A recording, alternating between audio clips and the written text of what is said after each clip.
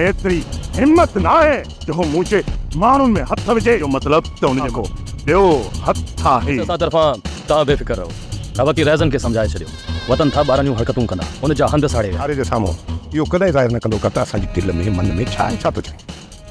फ़ैसिलो कयूं या कहिड़ी तरह था फ़ैसिलो जी कोशिश करे इन्हनि खे बि लुटायो। हाज़रीन ऐं नाज़रीन, ड्रामा सीरियल दुराब जी नेक्स्ट एपिसोड जी पूरी अपडेट तव्हां शेयर कंदा हलो। अचण वारी एपिसोड में तव्हां ॾिसंदो त पहिरियों जीअं ड्रामो स्टार्ट थींदो, स्टार्टिंग में मंसूर खान वॾो गुस्से में हूंदा आहे। उनखे ख़बर पवंदी आहे त इंस्पेक्टर जेको पुलिस मुंहिंजे माण्हुनि खे गिरफ़्तार करे वई आहे, उन जी ज़रूरत कीअं थी।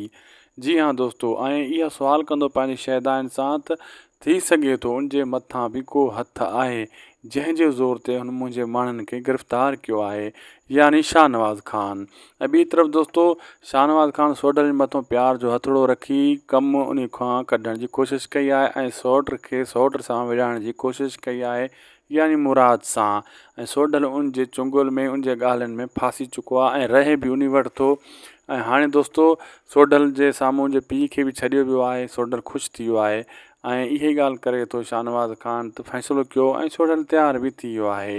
ऐं सोडल फ़िलहालु त हथु जेको आहे न नथो ॾिए पंहिंजे इन खे सौट खे, मुराद खे, उन जी ॻाल्हि ते नथो अचे, लेकिन बाद में पछताईंदो, छो त बाद में ख़बर पवंदी त वाकई मुराद सौट सही चवंदो हुयो, शाहनवाज़ खान शैतान माण्हू आहे।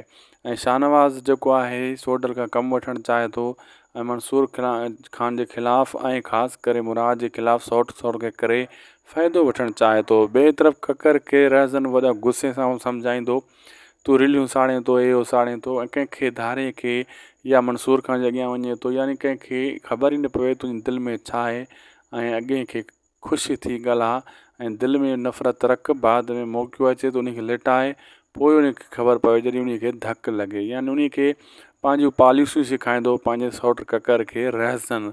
ऐं दोस्तो ड्रामो अचण वारी एपिसोड में ज़बरदस्त थींदो वेंदो ऐं इहा जेकी आहे गेम हलंदी रहंदी। ऐं वरी इन्हनि जो कुराड़ो वरी हिननि खां ॿ हथ अॻिते आहे, उहो चवंदो फ़ैसिलो छो कयूं, हू अॻे जेल में आहिनि, बाक़ी ॿ बलूंगड़ा घुमता था वधनि, हिननि खे लिटाए जान छॾायो, कोशिशि कयो हिननि खे बि ढींगो ढेरी कयो। इहे सीन अचण वारे वीडियो में तव्हांखे मिलंदा। असांखे ॾींदा इजाज़त। अल्लाह हाफ़िज़।